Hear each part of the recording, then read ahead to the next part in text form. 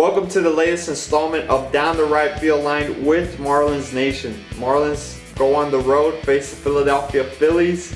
How did they perform in Philadelphia? They've had a lot of success there. Were they able to take that series? Then coming back home and facing the Braves in Marlins Park. Uggla's first time going into Marlins Park. How did he do? Was the Marlins offense able to step up in that series? All that and more coming up next.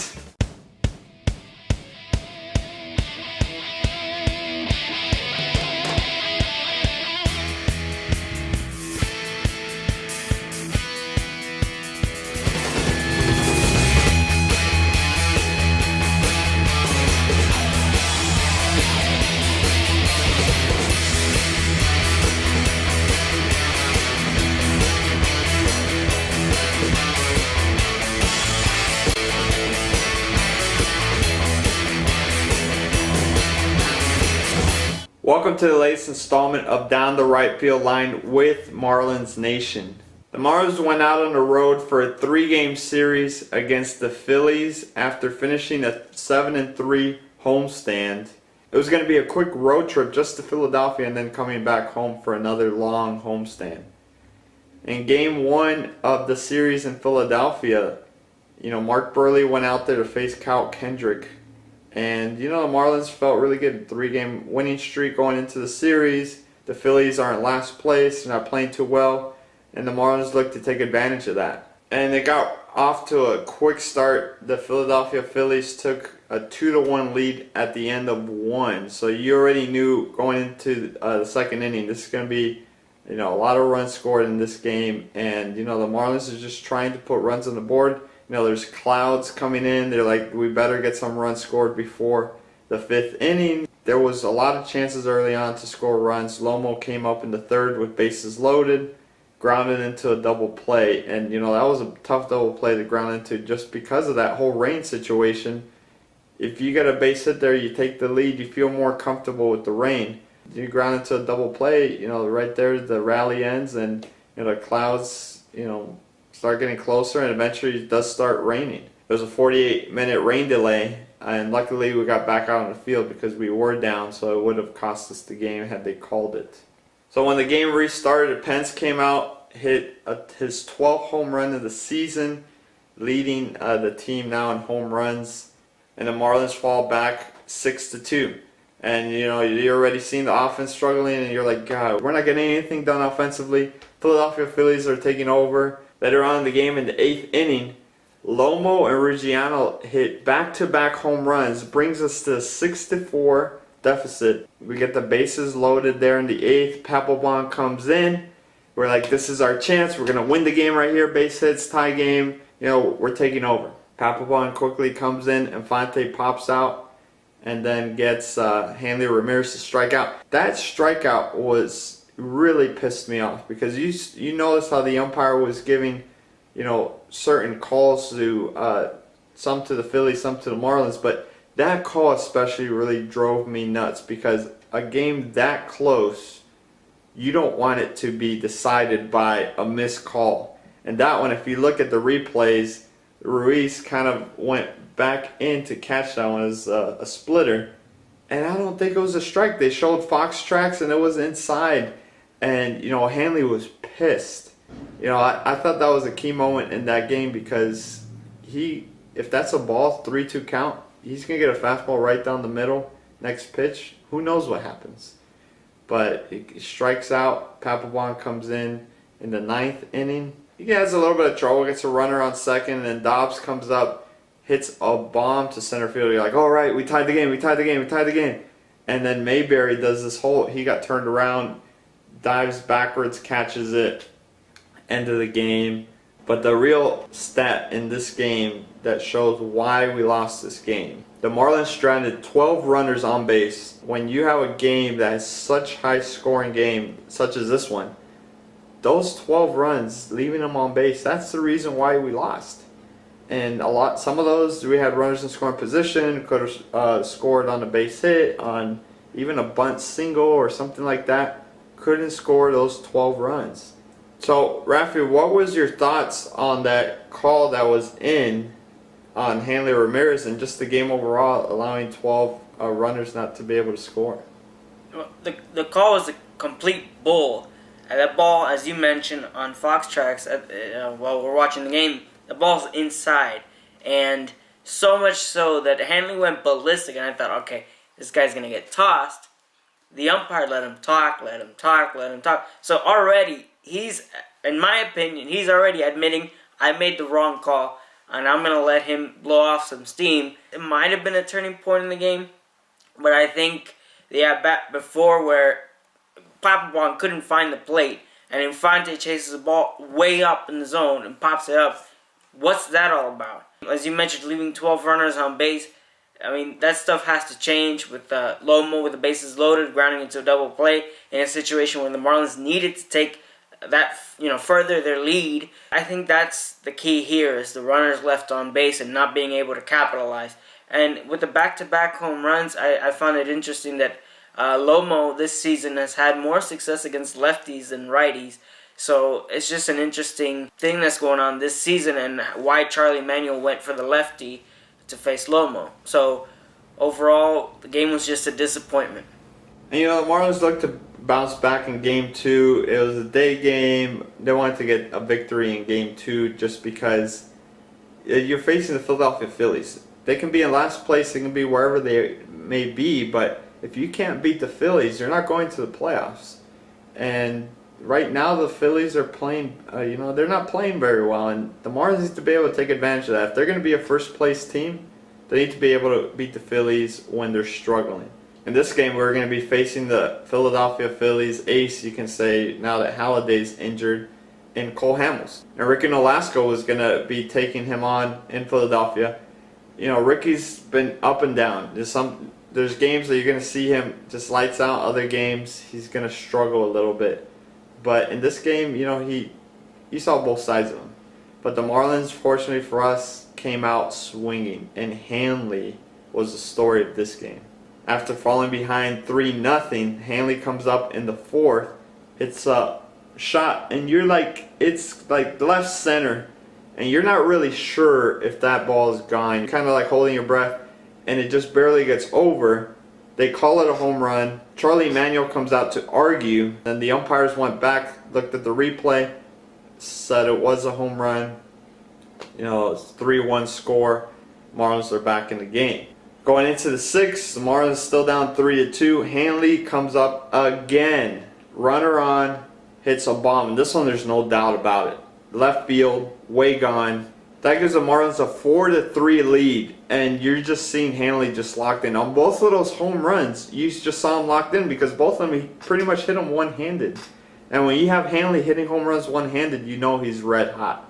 Because sometimes he needs both hands to really drive the ball out of the ballpark. And because of that, Cole Hamels left the game. Ricky ended up going 7 innings, 8 hits, 4 earned runs, 5 strikeouts. Not the type of Ricky start you wanted, but he kept us in the ball game at the end of the day. Because of Hanley, we were able to win that game. But, Ricky, you're not seeing the quality starts that he had towards the beginning of the season. And that's the Ricky we need. JJ hasn't been his ace stuff. Sanchi sometimes has it, sometimes does it. We need somebody to step up. Right now, Zambrano's been doing it, but Ricky needs to be able to do that like he did a few years ago. Reyes drove in a run later on in the game, giving us a 5-3 lead. And then the Bellinator came in. Got into a little bit of trouble. They did have a runner on, but was able to shut the door. Marlins win. This game was Hanley Ramirez's 12th career multi-home run game, which now is a franchise record for most career home runs as a Marlin. Besides that, Rafi, what did you think of the pitching for this game? The pitching was interesting to me. The fact that Ricky grinded his start and made sure that he lasted. Went 7 innings, but was taken out in the 8th after the leadoff triple by J-Roll. And so going into the 8th inning, that's what you can ask for. All you can ask for from your starting pitcher. As far as Cole Hamels was concerned, guys, he's 8-2. Those 2 losses are by the Miami Marlins. So it's very interesting to see that this year, at least, we have his number. Career-wise, we've been able to... It's been up and down. I think his record doesn't indicate exactly how he pitches against the Marlins. But, overall, I thought Ricky did a great job in just staying into the game, and the remainder of the bullpen. You had Cishek coming in and shutting down the door in a tight situation in the 8th inning again, and then Bell, the Bellinator, getting it done in the 9th. So overall, it was a huge win that coming off of Cole Hamels and the Phillies, and it finally said, you know what, like you said, Robert, we got to win these games, and that's what they did. So going into Game 3 of the series, just like the last 2 road trips / homestands, the last game was going to decide whether we were going to have a winning road trip or losing road trip. Big Z's on the mound. The Marlins have won 5 of his last 6 starts, and Big Z again. I mean, this is the best acquisition of the offseason, I think, so far. Comes in, hits a bomb to center field. I mean, murdered that ball, and it was left center, way gone. I think it was further than even Hanley's home run, and everybody was just shocked at how far that ball went. Big Z running around, this 24th career home run, no big deal. Goes back out on the mound and just throwing nasty stuff. You see his 2-seam moving, pounding the strike zone. And the Marlins offense just kept at it. Hanley Ramirez hit another home run in the 4th inning. It's the 11th home run of the season. And, he's locked in that series. 3 home runs for the series. After Reyes extends his hitting streak to 14 games, he gets a double with the bases loaded, nobody out in the 7th. Scores 2 runs, does the Loviste, and red hot. Reyes has been coming through in the clutch. Been coming through when we need runs scored, when we just need a base hit. This guy's on fire in this series and the past 14 games, obviously. Cishek then comes into the game, gets into a little bit of trouble, but this is the type of bullpen you want. Guys are going to get into trouble. That's going to happen throughout the season. You can have a guy that's red hot, goes into the game, allows a few hits, things start stirring. Because the Marlins had a 5-1 lead, they had a little bit of leeway. They bring Bell in, he shuts down the door. Marlins win 5-1. They are now tied for first place in the NL East, and it's a winning road trip. Zambrano 7 2/3, 4 hits, 1 earned run, 7 strikeouts. Rafi, what did you think of Zambrano's outing? Zambrano's outing was unbelievable. I coming into the game, I thought, the Phillies aren't the Phillies of old, but it's still at Citizens Bank Park. Is he gonna run into trouble today? No, complete opposite. As you mentioned, going into the 8th inning and just dominating this lineup, and offensively get out of town, hitting, I believe, his 24th career home run. And like you said, a no-doubter. This guy can hit, and it was nice to see him finally hit one for us. I just liked how Zambrano pitched, and as far as the other side of the coin, we had to get on Joe Blanton. I believe earlier in April, in our last trip to Philly, Blanton pitched well against us, and that's not supposed to happen. This guy somehow, between Oakland and Philadelphia, lost his touch, and it bothered me that we couldn't get to him in that particular start, but it was great to see us pound Joe Blanton down to the ground for Game 3 of this series, taking the series and being tied for first place in the NL East. So now the Marlins come back home after a 2-1 road trip, and now they got to face the Braves. First time the Braves come into Marlins Park. Now it's a different month at home, so now let's see how we do. And it was definitely a rough series. Going into Game 1, Hudson versus Sanchi. And, Hudson has always had really good numbers against the Marlins, and you didn't know what to expect. You said, maybe it'll be different at Marlins Park. Maybe you won't feel comfortable. But you bring a pitcher like that into a pitcher's park, it's going to be really hard to score runs. And Hudson was just dominating, and Sanchi couldn't keep it together. With Hudson throwing zeros up on the boards, it was really tough on Sanchi to be perfect with an offense like that with the Braves. And because of that, Sanchi only went 6 2/3, 8 hits, 7 earned runs, 5 strikeouts. Not a typical Sanchi performance by any stretch of the imagination. The real story is Hudson, and Hudson, did what he does, gets ground balls, and the Marlins just weren't ready for that, and we were shut out 11-0. Uggla hit 2 home runs in the game, one home off a long ball lagoon in left center. Because of that, we fell out of first place. Washington ended up winning that day, and you can kind of tell when you lose 11-0 in game 1 of a series, you know it's going to be a long series. So going into game 2, JJ versus this new guy, Delgado from the Braves. And you're like, okay, had Hudson game 1, he's always been good against us. Now we got a new guy, let's take advantage of him. And the guy was lights out too. And he was throwing up zeros just as well. Delgado comes up, 4th inning, runners at the corners, gets a base hit to left field. Now, in getting that base hit to left field, remember there's 2 outs, and Reyes goes to cover second on a stolen base attempt, and because of that, the ball goes through, they get a 2-0 lead. Rafi, what happened here? Kind of dissect this play and how it got to this point. Well, basically, there was runners at the corners to begin with. There was a ball that was grounded into a double play. And the reason that it ended up being in a double play was because the ball that Reyes hit through to first hit Freddie Freeman in the hand, therefore completing the double play. So now you have 2 outs, runner on third. They intentionally walk Simmons to get to Delgado. Now, as you mentioned, I think it was on a 2-strike pitch. Simmons takes off for second base, and Reyes covers second base. Why he's covering second base, I have no idea. You can say, well, Infante, it needs to cover second base. Fine, but even then, it's the pitcher at the plate. There's 2 outs. Why in the world are you covering second base? To me, that makes no sense, Rob. Braves take a 2-0 lead, and that's all they will need to win this game.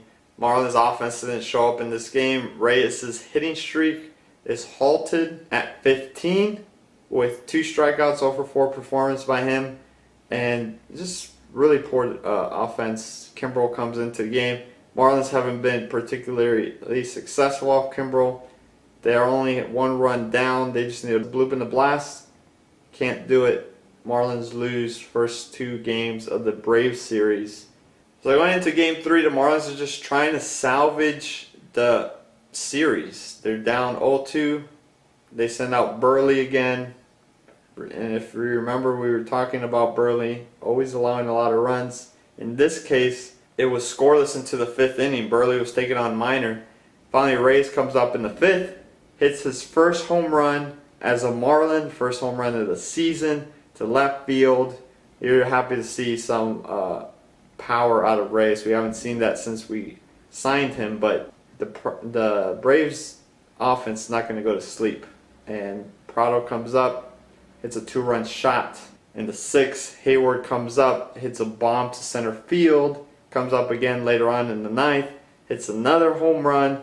I mean, the Braves offense, that's what's carrying that team, because they do have pitching, but their offense is what's going to get them to where they want to be. You don't want to start off your homestand scoring 3 runs in 3 games.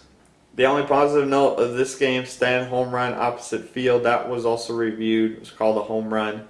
But Rafi, what were your thoughts in this series as far as us falling behind with allowing a lot of runs and our offense not really showing up?